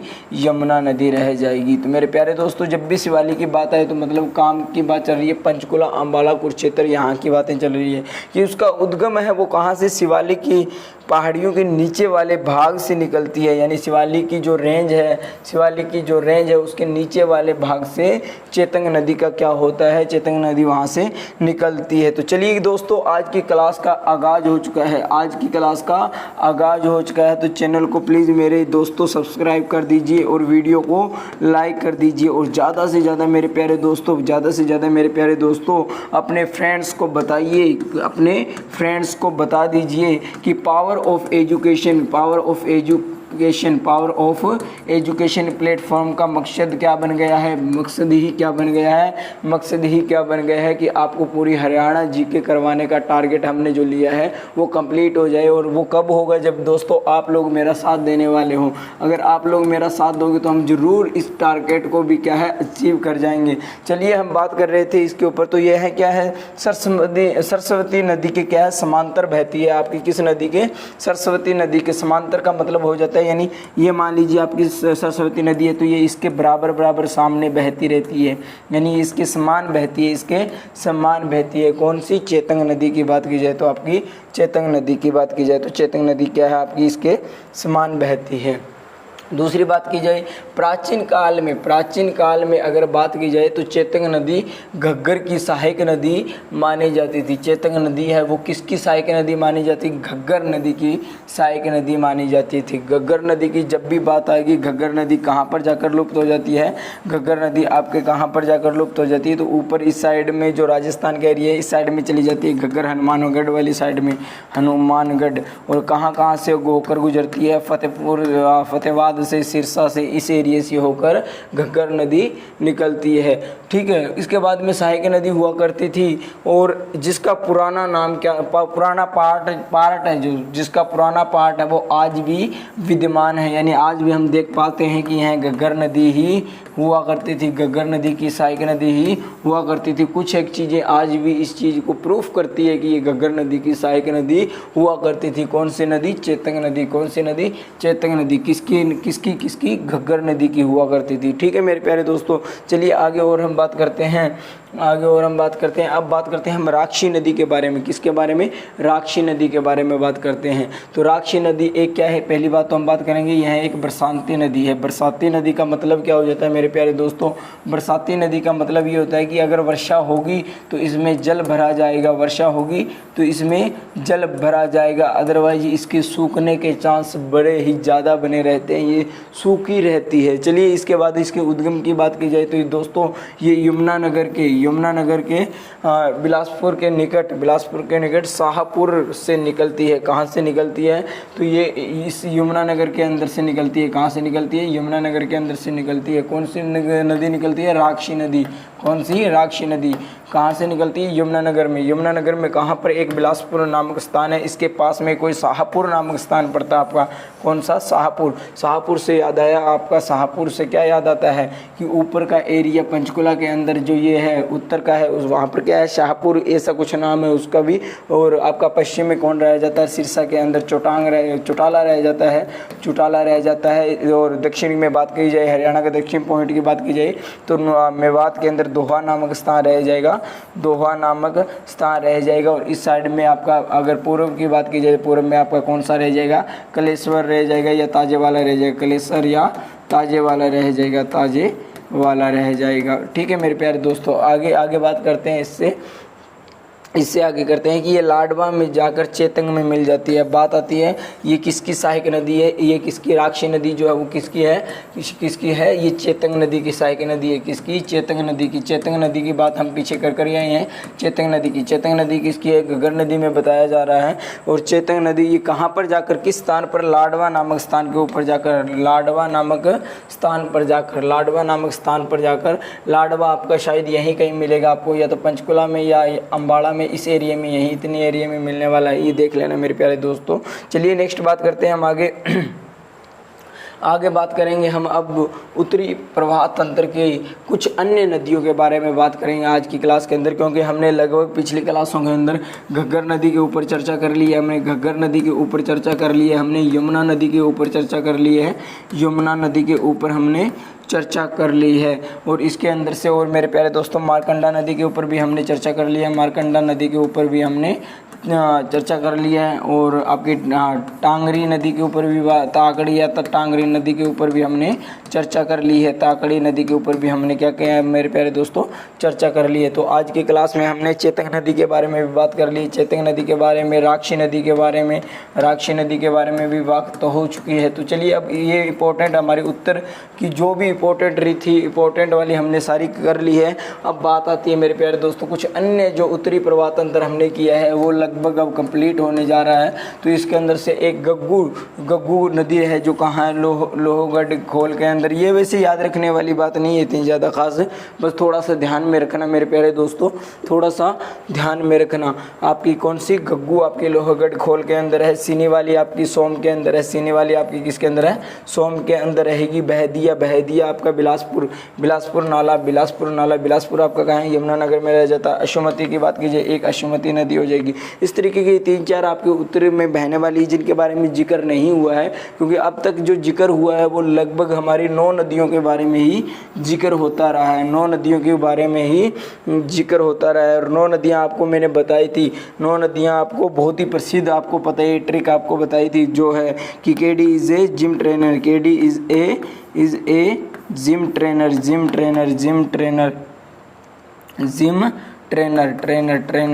टी से टांगरी नदी निकल जाएगी, के से आपकी कृष्णावती नदी निकलेगी, डी से आपकी दोहन नदी निकलेगी, ई से आपकी आई से इंदौरी नदी निकलेगी, एस से आपकी सरस्वती नदी निकल जाएगी। इस तरीके से हमने ये से यमुना, वाई से यमुना नदी निकल जाएगी, एम से मारकंडा नदी। इस तरीके से हमने इस ट्रिक के साथ में लास्ट क्लासों में हम कर आए हैं मेरे प्यारे दोस्तों। अगर आपने उन क्लासों को नहीं देखा है तो उन क्लासों को पहले देख लेना। चलिए हम आगे और बढ़ते हैं, इसके आगे और क्या बारे में चर्चा करते हैं। तो आज की क्लास में हम किसके ऊपर, दक्षिण प्रवाह तंत्र के ऊपर बात करेंगे। दक्षिण प्रवाह तंत्र क्या है कि यहाँ पर हम पहली नदी कौन सी लेंगे, पहली नदी हम साहिबी नदी को लेने वाले हैं। साहिबी नदी को, साहिबी नदी क्या है, मेवात की पहाड़ियाँ, मेवात की पहाड़ियों की बात की जाए, मेवात यानी नूह वाले स्थान की बात की जा रही है। ये आपकी मेवात की पहाड़ियाँ यहाँ इस मेवात वाले एरिए में कहीं पर आपको मिलने वाली है। मेवात की पहाड़ियाँ जयपुर के उत्तर में, आपको पता है मेरे प्यारे दोस्तों, ये मैंने एरिया आपको करवाया था, ये राजस्थान का एरिया है, राजस्थान का एरिया है। तो राजस्थान की बात कीजिए, राजस्थान के ऊपर वाला एरिया जो रहेगा वो क्या रहेगा, उत्तर रहने वाला है, उत्तर रहने वाला है। क्योंकि अगर ये राजस्थान है तो इसके ऊपर उत्तर रहेगा, इस साइड में पश्चिम रहेगा, इस साइड में आपका पूर्व रहेगा, नीचे आपका दक्षिण रहेगा। तो जयपुर के ऊपर रहने वाला है। जयपुर के उत्तर में 30 मील की थोड़ी सी दूरी के ऊपर ही क्या है, मनोहरपुर नामक एक क्या है, मनोहरपुर और एक जीतगढ़ और मनोहरपुर क्या है के समीप में से निकलती है। ये दो स्थान के नाम हैं। देखिए पहली बात समझना है, साहिबी नदी की बात की जा रही है। साहिबी नदी की बात करेंगे तो जयपुर आपकी कौन सी पहाड़ियाँ हैं, मेवात की पहाड़ियाँ हैं जो जयपुर के उत्तर में 30 मील की थोड़ी सी दूरी के ऊपरी क्या, वहाँ से क्या है आपका एक जीतगढ़ पड़ जाता है, एक मनोहरपुर पड़ जाता है। मनोहरपुर और जीतगढ़ के समीप से ही ये नदी निकलती है। और ये छोटे छोटे नालों में, इसके अंदर छोटे छोटे नाले मिल जाते हैं, छोटे छोटे नाले इसके अंदर काफ़ी मिलते हैं। इसकी काफ़ी मतलब झीलों से होकर गुजरती है, काफ़ी झीलों का पानी इसके अंदर पड़ता है, जिस कारण से क्या है इसका आकार है जो वो मान लीजिए पहले इतनी थी तो यहाँ बहती बहती बहती इसका आकार क्या हो जाता है, बढ़ जाता है। कहाँ पर इसका आकार क्या है, पाटन में ये क्या कर देती है और बढ़ जाता है, और ये पाटन में आकर बहुत ज़्यादा बड़ी हो जाती है। और आखिर में ये क्या है, रेवाड़ी के अंदर आकर क्या कर देती है, रेवाड़ी को तबाही का कारण बन जाती है। रेवाड़ी में आती है ना, तब तक ये क्या है इतनी बड़ी बन जाती है, इतना पानी इसके अंदर भर जाता है मेरे प्यारे दोस्तों कि ये एक तरीके से रेवाड़ी के तबाही का कारण बन जाती है। मेरे प्यारे दोस्तों अगर आप भूल गए हो तो मैंने आपको बताया है कि क्लास का आगाज़ हो चुका है, क्लास का आगाज़ हो चुका है। तो आपको क्या करना है, चैनल को सब्सक्राइब करना है मेरे प्यारे दोस्तों, चैनल को सब्सक्राइब करना है। वीडियो को लाइक नहीं किया तो वीडियो को लाइक करना है, क्योंकि अगर आप सपोर्ट करोगे तभी तो हम आगे की क्लास लेके आ पाएंगे। चलिए नेक्स्ट बात करते हैं। नेक्स्ट में अगर हम बात करें तो कोट कासिम की, अब हम उसी नदी के बारे में बात कर रहे हैं। साहिबी नदी की बात ही चल रही है, यहाँ पर साहिबी नदी की बात ही चल रही है कि वह कहाँ से, साहिबी नदी कहाँ से निकली थी, आपकी मेवात की पहाड़ियों के ऊपर बात कीजिए। जयपुर के उत्तर से 30 मील की दूरी से जीतगढ़ और आपका मनोहरपुर है, जहाँ से वहाँ से थोड़ी सी दूर उसी के समीप से वहाँ से निकली थी। अब बात करते हैं कोट कासिम नामक एक स्थान है जहाँ से क्या है रेवाड़ी में यह प्रवेश करती है। ये कहाँ, कोट कासिम से कहाँ, रेवाड़ी के अंदर प्रवेश करती है। कोट कासिम आपका जो है वो रेवाड़ी में रह जाता है और रेवाड़ी में उसी के अंदर से ये क्या है हरियाणा में प्रवेश कर जाती है, रेवाड़ी में प्रवेश कर जाती है। काफ़ी ज़्यादा ये क्या है चौड़ी होती है और यहाँ पर क्या हो जाती है, काफ़ी ज़्यादा चौड़ी होती है और वर्षा अधिक होने के कारण ये क्या करती है, रेवाड़ी का तबाही का कारण बनती है। एक तरीके से अगर क्वेश्चन बन जाता है ना कि रेवाड़ी का शोक किस नदी को बोला जाता है, रेवाड़ी का शोक या रेवाड़ी को तबाही वाली कौन सी नदी है, तो कौन सी रहेगी आपकी साहिबी नदी रहने वाली। तो मेरे प्यारे दोस्तों कौन सी रहेगी आपकी साहिबी नदी रहने वाली है। तो चलिए इसके आगे हम बात करते हैं कि खलीलपुर नामक स्थान और पटौदी नामक स्थान, यानी ये गुरुग्राम में रहने वाले हैं, इनके बीच से होती हुई ये नदी लाहौरी गांव में जाकर झज्जर में प्रवेश कर जाती है। कहाँ, झज्जर में प्रवेश करती है। झज्जर में रोहतक से सीधा रेवाड़ी से सीधा कहाँ चली जाती है, ये झज्जर में चली जाती है। पहले कहाँ, मेवात से चली कहाँ, रेवाड़ी, रेवाड़ी से सीधी कहाँ चल पड़ी, झज्जर के अंदर चले पड़ी। झज्जर में किस तरीके से, लाहौरी नामक स्थान से प्रवेश करती है। कहाँ से, लाहौरी। और किन के बीच से चलती है, पटौदी और खलीलपुर नामक स्थान, इन दोनों के बीच से बहती हुई जाकर लाहौरी नामक गाँव में जाकर सीधी किसके अंदर मिल जाती है, आपकी झज्जर के अंदर, झज्जर जिले के अंदर चली जाती है। और इससे आगे की अगर बात करें ना मेरे प्यारे दोस्तों, आगे क्या होता है, तो आगे ये क्या है, खेड़ी सुल्तान के पास से यह गुरुग्राम में पुनः प्रवेश कर जाती है। अब चलिए देखिए, पहली बात तो पहली बार ये गुड़गांव में कब गई थी, गुड़गांव में ये पहली बार कब गई, गुड़गांव या गुरुग्राम कर लेना, गुड़गांव या गुरुग्राम की बात चल रही है। तो पहली बात मेरे आपको बताया कि खलीलपुर और पटौदी जो है वो गुरुग्राम के अंदर ही आपके हैं।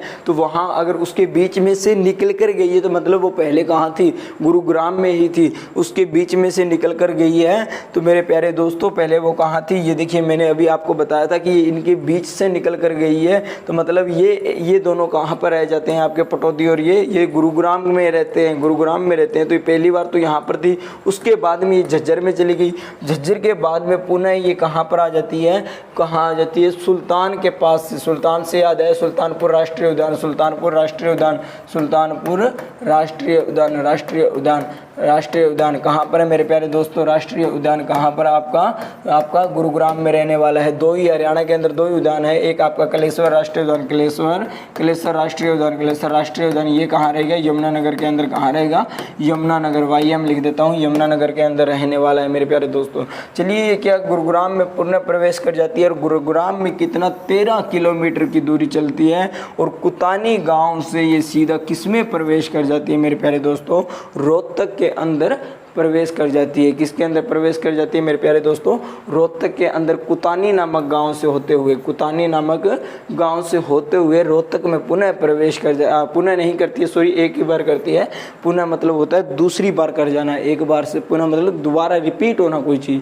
तो ये कहाँ पर चली जाती है, रोहतक में, कुतानी गाँव से होते हुए रोहतक में चली जाती है। पहले मेवात, मेवात से कहाँ गई, रेवाड़ी, रेवाड़ी के आगे किस में चली गई, झज्जर में चली गई, झज्जर से सीधी कहाँ गई, गुरुग्राम में वापस आ गई, गुरुग्राम से कहाँ चली गई, रोहतक में, कुतानी नामक स्थान से। चलिए आगे, अंत में यह यमुना नदी में मिल जाती है। बात आती है, अंत में बात की जाए तो इसकी अंत में अगर हम बात करें तो ये किस में मिल जाती है मेरे प्यारे दोस्तों, यमुना नदी में मिल जाती है। इसकी सहायक नदी की अगर बात की जाए तो इंदौरी इसकी क्या रहने वाली है, सहायक नदी रहने वाली है। चलिए हम आगे और इसके ऊपर बात करेंगे, आगे और इस पे बात करते हैं कि ये अब समझते हैं हम कहाँ से चलती। देखिए पहले मेवात से थी, मेवात से यहाँ कहाँ पर गई है, सीधा रेवाड़ी में गई है। कहाँ से गई है, ऐसे गुरुग्राम में मान लीजिए, या कहाँ से होते हुए ये कहाँ चली जाती है, मेवात से कहाँ चली जाती है, गुरुग्राम से होते हुए रेवाड़ी में प्रवेश करती है। कहाँ करती है मेरे प्यारे दोस्तों, ये कहाँ करती है, रेवाड़ी में प्रवेश करती है। रेवाड़ी से कहाँ जाती है, झज्जर में जाती है। झज्जर से फिर पुनः कहाँ जाती है, ये कहाँ जाती है मेरे प्यारे दोस्तों, ये गुरुग्राम में आ जाती है। आपके पुणे कहाँ आ जाती है, गुरुग्राम में आ जाती है। ये नू मेवात, मेवात से गुरुग्राम, रेवाड़ी, रेवाड़ी से झज्जर, झज्जर से पुणे आपके गुरुग्राम, और यहाँ से आपकी सीधी चली जाएगी कहाँ पर, आपके रोहतक के, तो रोहतक के अंदर चली जाएगी। ये देखिए मेरे मेवात, मेवात से रेवाड़ी, रेवाड़ी से झज्जर, झज्जर से गुरुग्राम, और गुरुग्राम बाद में कहाँ चली जाएगी, गुरुग्राम के बाद में ये कहाँ, रोहतक में चली जाएगी मेरे प्यारे दोस्तों। अब बात आती है कि इतना ही नहीं, अब कर्नल भार्गव के अनुसार, कर्नल भार्गव के अनुसार ये क्या रहने वाली है, कर्नल भार्गव के अनुसार प्राचीन काल में इसे रसा कहा जाता था। इसे प्राचीन काल में कौन कहता है ये बात, भार्गव यानी कर्नल भार्गव के अनुसार प्राचीन काल में इसको रसा कहा जाता था। क्या कहा जाता था इस नदी को क्या कहा जाता था, रसा कहा जाता था। हम किस नदी की बात कर रहे हैं, दक्षिण हरियाणा की किस नदी की बात कर रहे हैं मेरे प्यारे दोस्तों, दक्षिण हरियाणा की हम साहिबी नदी के बारे में बात कर रहे हैं। किसकी, साहिबी नदी के बारे में बात कर रहे हैं मेरे प्यारे जो दोस्तों, जिसकी सहायक नदी है कौन, इंदौरी नदी। किसकी, इंदौरी नदी। और ये खुद साहिबी नदी किसकी हो जाती है, इंदौरी नदी का पानी किसमें, साहिबी नदी में। साहिबी नदी का किसमें, आपकी यमुना नदी में। किसमें, यमुना नदी में चला जाता है मेरे प्यारों। यमुना नदी कहाँ है, पूर्व में, हरियाणा के पूर्व में बहने वाली नदी है, हरियाणा के पूर्व में बहने वाली नदी है। चलिए मेरे प्यारे दोस्तों आगे की तरफ बढ़ते हैं। ये आगे क्या कहता है, ये कौन है, कर्नल भार्गव। कर्नल भार्गव आगे और क्या कहता है मेरे प्यारे दोस्तों, कर्नल भार्गव कहता है, कर्नल भार्गव क्या कहता है, कर्नल भार्गव कहता है कि अरावली की बर्फीली। अब देखिए इसकी कुछ एक चीज़ें थी, कुछ एक चीज़ें ये कर्नल भार्गव अपनी तरफ से बनाकर बताता है इसके बारे में कि क्या क्या थी। कि कर्नल भार्गव कहता है कि अरावली की बर्फीली चोटी से निकलती है, कि साहिबी नदी के बारे में।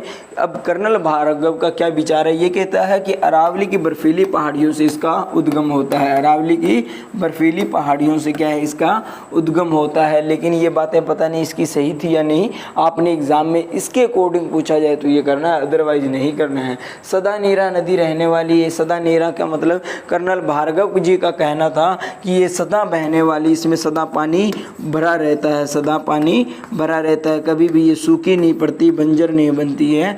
ये सदा नीरा नदी है। यानी एक तो बरसाती मौसमी नदी होती है, जब बारिश होती है तो मतलब पानी भरा जाता है, लेकिन ये तो सदा बहती रहने वाली, क्योंकि यह क्या है, अरावली के ऊपर क्या है, जो ये बर्फीलिया होगा, बर्फ़ पिघल पिघल कराती रहेगी और ये सदा बहती रहेगी।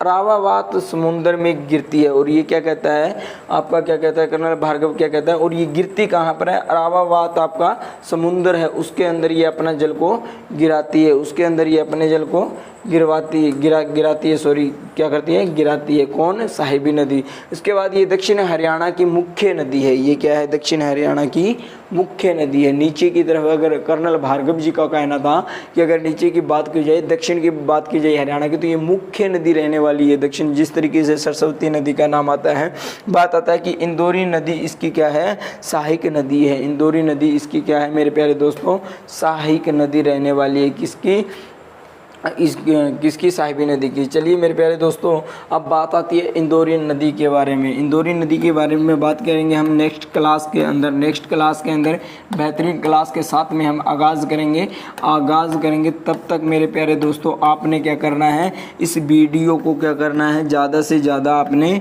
शेयर करना है, ज़्यादा से ज़्यादा इस वीडियो को शेयर करना है। और लाइक नहीं किया है तो खुद ने आपने क्या करना है, लाइक करना है एंड सब्सक्राइब करना है। और इसके अलावा भी आपका एक काम रहता है, जो वो महत्वपूर्ण काम आपका क्या रहेगा कि आपने कमेंट जरूर करना है मेरे भाई, कमेंट जरूर करना है, ज़रूर करना है।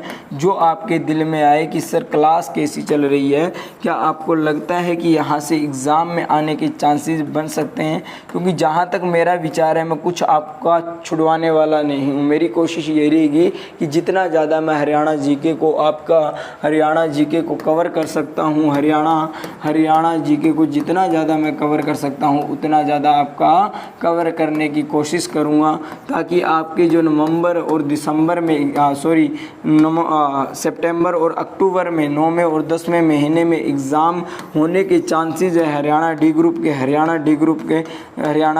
ग्रुप के उसके अंदर हमारा 25 नंबर की ये रहने वाली है मेरे प्यारे दोस्तों।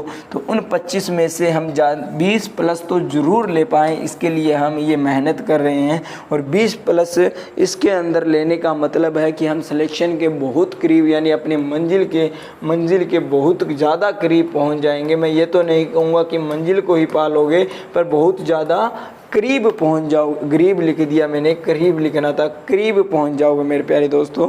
गरीब तो फिर यार हालात देख के गरीब नाम आ ही जाता है। तो चलिए मेरे प्यारे दोस्तों, क्लास कैसी लगी है कमेंट जरूर बता के जाना। मिलते हैं नेक्स्ट क्लास में इंदौरी नदी के साथ में, तब तक हंसते रहिए, मुस्कुराते रहिए। जय हिंद। तो चलिए दोस्तों, आज की क्लास के अंदर हम इंदौरी नदी के ऊपर बात कर लेते हैं। आपको पता ही कि दक्षिण हरियाणा की नदियों पर हम बात कर रहे हैं। तो इंदौरी नदी की अगर बात की जाए तो बरसाती नदी है। एक तो सबसे पहले इंपॉर्टेंट बात है कि ये क्या है, बरसाती नदी है। बरसाती नदी से आप क्या समझोगे कि बारिश होती है तो इसके अंदर क्या है, इसका पानी भरा जाता है। कौन सी, इंदौरी नदी के अंदर अगर बारिश होगी तो इसके अंदर पानी भरा जाएगा। ठीक है, छोटे छोटे नालों से मिलकर ये एक बड़ी नदी का आकार ले लेती है। छोटे छोटे नाले इसमें मिलते हैं। ये कोई खास बड़ी नदी नहीं है इतनी ज़्यादा, लेकिन आपस में छोटे छोटे नाले इसके अंदर मिलते रहते हैं, जिस कारण से पानी इकट्ठा होता होता होता एक बड़ा रूप धारण कर लेती है। अलवर में ये बहने के बाद 2 शाखाओं में विभाजित हो जाती है। यानी ये नदी बहती बहती कितनी, शाखाओं में विभाजित हो जाती है और एक शाखा इसकी किस में चली जाएगी, उत्तर पश्चिम में चली जाएगी। एक शाखा इसकी उत्तर पश्चिम में चली जाएगी और उत्तर पश्चिम में जाकर साहिबी नदी में ये क्या हो जाती है, मिल जाती है। इंदौरी नदी की बात अगर करें तो इंदौरी नदी के बारे में मैंने आपको बताया है, कल की क्लास में भी हमने पढ़ा है कि इंदौरी नदी क्या है, साहिबी नदी की क्या है, साहिबी नदी की क्या है, सहायक नदी है, उसकी सहायक नदी है। यानी इसकी दोनों शाखाएं भी विभाजित हो जाती है। दो शाखाओं में विभाजित होने के बाद भी क्या होगा, ये किस में मिल जाएगी, साहिबी नदी में मिल जाएगी। एक शाखा उत्तर पश्चिम की तरफ जाती है जो जहाँ कहाँ जाकर साहिबी नदी में मिल जाती है। और चलिए दोस्तों, आज की क्लास का क्या है, आगाज हो चुका है, क्लास का आगाज हो चुका है। तो चैनल को सब्सक्राइब कर वीडियो को लाइक कर अपना प्यार दिखा दीजिए मेरे प्यारे दोस्तों। अगर बात करें दक्षिण हरियाणा की, तो दक्षिण हरियाणा की नदियाँ ज़्यादातर आपकी यहाँ से निकलेगी। ये मेवात के पास राजस्थान के अंदर मेवात की जो पहाड़ियाँ आपकी वहाँ से ज़्यादा आपको देखने को मिलेगी। चलिए आगे बात करते हैं कि इसका पुराना नाम क्या है, अश्वमती नदी कह दिया जाता था। इसको अश्वमती नदी कह दिया जाता था। इसकी दूसरी शाखा कहाँ पर चली जाती है मेरे प्यारे दोस्तों, गुरुग्राम में चली जाती है। दूसरी शाखा इसकी कहाँ चली जाती है, गुरुग्राम में चली जाती है। एक शाखा इसकी कहाँ गई, उत्तर पश्चिम में गई, तो दूसरी शाखा कहाँ चली गई मेरे प्यारे दोस्तों, गुरुग्राम में चली जाती है। और गुरुग्राम में जाकर भी ये किस में मिल जाती है, साहिबी नदी के अंदर मिल जाती है। तो चलिए मेरे प्यारे दोस्तों आगे बढ़ते हैं, हम इसी के साथ आगे चलते हैं। कहता है इंदौरी नदी लगभग 198 किलोमीटर इसका अपवात अंतर है। 198 किलोमीटर 198 किलोमीटर तक ये क्या है, हरियाणा के अंदर, आपके हरियाणा के अंदर ये अपना जल बहती है। यानी हरियाणा के अंदर हरियाणा में सिंचाई का साधन बनती है, हरियाणा के लिए सिंचाई का काम करती है। कितनी दूरी करती है तय, 198 किलोमीटर की दूरी को तय करती है। चलिए मेरे प्यारे दोस्तों आगे क्या कहता है, आगे कसावती नदी के ऊपर हम बात करने वाले हैं। आगे हम करेंगे कसावती नदियाँ। ये छोटी छोटी नदियाँ जो इतनी खास इंपॉर्टेंट नहीं है, लेकिन फिर भी हम इसे छोड़कर नहीं जाना चाहेंगे, क्योंकि क्या पता कहाँ से क्या एग्ज़ाम निकल आए। तो कसावती नदी जो है वो राजस्थान में आपकी मेवात की पहाड़ियाँ, मैंने आपको बताया है कि राजस्थान में आपकी मेवात की पहाड़ियों के निकट आपका नीम का थाना, वहाँ से क्या है, इसका उद्गम होता है। नीम का थाना याद रख लेना, जब राजस्थान की दक्षिण की नदियों की बात आए तो ये स्थान आपका महत्वपूर्ण रहेगा एग्ज़ाम की पॉइंट ऑफ व्यू की तरफ से, कि स्थान से ये क्या है, निकलती है। उद्गम से उत्तर पूर्व में की दिशा में बहती है। देखिए जहाँ से ये निकली, मान लीजिए ये आपका क्या है, दिशाओं का ज्ञान तो आपको खैर रहेगा, दिशाओं का ज्ञान रहेगा। ये आपका पूर्व है, ये आपका पश्चिम है, ये आपका उत्तर है, ये आपका दक्षिण है। ये क्या कहता है, किस दिशा में बहती है, उत्तर पूर्व। तो उत्तर और पूर्व की दिशा, यानी ये जहाँ से निकलेगी उसकी इस साइड में बहती है। उसके बाद करें कोसली नामक स्थान के ऊपर, कोसली नामक स्थान में जाकर ये किसमें, झज्जर में प्रवेश कर जाती है। किस में प्रवेश करती है, झज्जर में प्रवेश करती है। किस में प्रवेश करती है, आपका झज्जर कहाँ पड़ेगा, हरियाणा के मैप में अगर हम बात करें तो झज्जर मेरे प्यारे दोस्तों आपका कहाँ पड़ने वाला है, झज्जर गुरुग्राम के पास। ये वाला एरिया जो रहेगा वो आपका क्या रहेगा, झज्जर रहेगा। झज्जर यानी कोसली नामक स्थान से जाकर ये किसमें, झज्जर में चली जाती है। झज्जर में चली जाती है। निकली कहाँ, मेवात की पहाड़ियों से। मेवात की पहाड़ियों से निकली, राजस्थान के एरिया से निकलकर, नीम के थाने से निकलकर झज्जर में कहाँ, कोसली नामक स्थान से चली गई। चलिए आगे की बात करते हैं मेरे प्यारे दोस्तों। आगे क्या कहता है कि ये किसमें, कोसली नामक स्थान से झज्जर में प्रवेश करती है। और इसके बाद करें तो ये सुरेठी नामक गांव की बात आएगी। सुरेठी नामक गांव की बात आएगी जहाँ ये दो शाखाओं में विभक्त हो जाती है आपकी। कौन, कसावती नदी। कौन, कसावती नदी की बात चल रही है। कसावती नदी, कंसावती नदी। कंसा से याद है कंस मामा, कंसा से याद है कंस मामा, यानी कृष्ण का जिक्र तो होना जरूर चाहिए।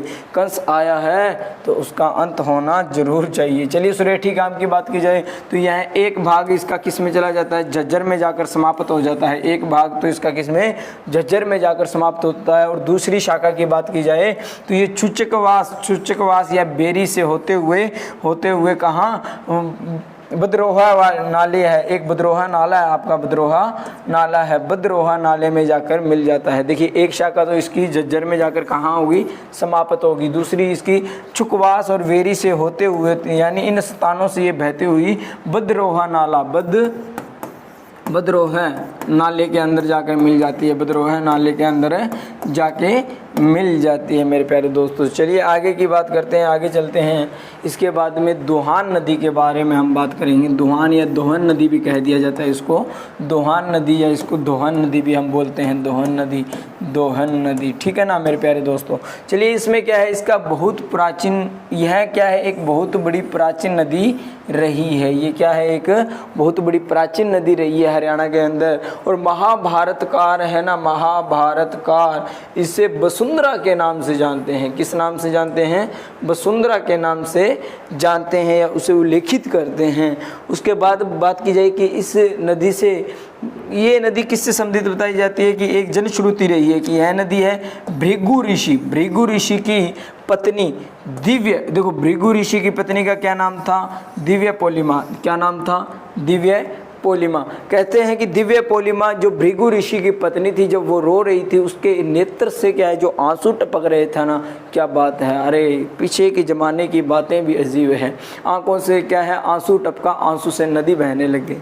कहता है कि भृगु ऋषि के दिव्य पोलिमा, दिव्य शक्ति हो सकती है, ऐसी याद रखने वाली बात यह है कि दिव्य पोलिमा के नेत्र रज से क्या है, नेत्र रज से बनी है। यार सीधी सी कंसेप्ट की बात करें ना, बड़ा चढ़ाकर इतना नेत्र रज फलाना दिगड़ा, सीधा कौन है उसका, रोवे आंख में आंसू निकले, आंसू निकले तो नदी बन गई। नदी कौन सी बन गई, कसावती नदी बन गई। ये बात कौन कहता है, जनश्रुति रही है। लेकिन ये बात सच है कि जनश्रुति चाहे सही थी नहीं थी, भाड़ में जाए, लेकिन ये बात सच है कि इस नदी से भृगु ऋषि का संबंध जरूर रहा है, बस तात्पर्य यही है। चलिए ये बात तो याद रखने के लिए है। कुछ कड़वे सच है जो हमें जानने हैं आज की क्लास में। कहता है उद्गम कहाँ से होता है इस कसावती नदी का, तो मेरे प्यारे दोस्तों भूल मत जाना, भूल मत जाना, भूलोगे तो नंबर गवा बैठोगे, भूल मत जाना नंबर गवा बैठोगे। कि राजस्थान के अंदर आपकी मेवात की पहाड़ियां हैं, राजस्थान के अंदर आपकी मेवात की पहाड़ियां हैं, जहां एक स्थान है नीम का थाना, जहां से क्या है आपकी दक्षिण हरियाणा की कसावती नदी का क्या होता है, उद्गम हो जाता है। चलिए आगे की ओर बढ़ते हैं कि ये महेंद्रगढ़ में प्रवेश करती है, और ये हरियाणा में कहाँ, महेंद्रगढ़, महेंद्रगढ़ क्या, महेंद्रगढ़, महेंद्रगढ़ के अंदर से प्रवेश करती है, हरियाणा में महेंद्रगढ़ से प्रवेश करती है।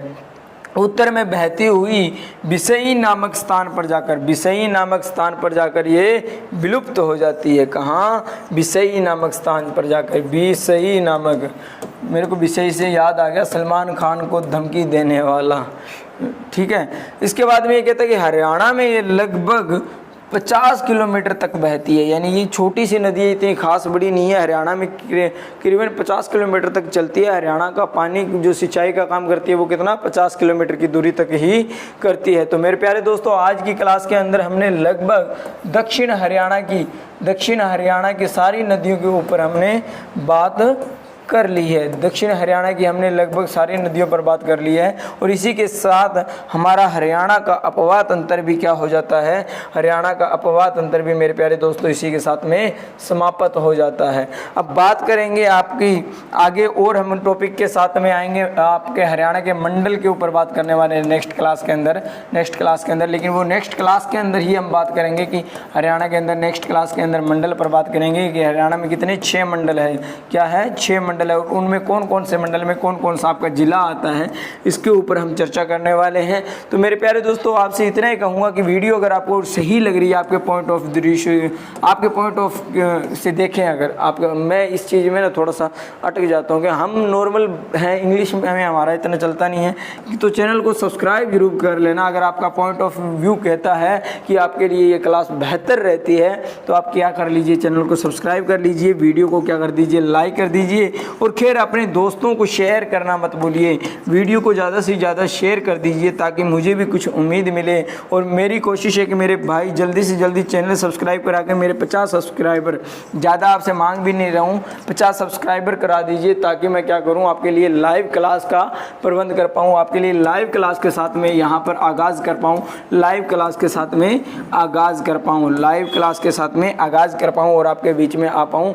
और इसी तरीके से हम आगे की क्लास में भी मिलेंगे। हरियाणा के मंडल को लेकर, हरियाणा के मंडल को लेकर, 6 मंडल को लेकर ट्रिक बेस रहने वाली है क्लास। बस आपका काम है मेरे प्यारे दोस्तों क्या, शेयर करके सिर्फ 50 सब्सक्राइबर करना है। 50 सब्सक्राइबर होने के बाद हम लाइव क्लास के साथ में लौटने की कोशिश करेंगे। तब तक हंसते रहिए, मुस्कुराते रहिए। जय हिंद, जय भारत।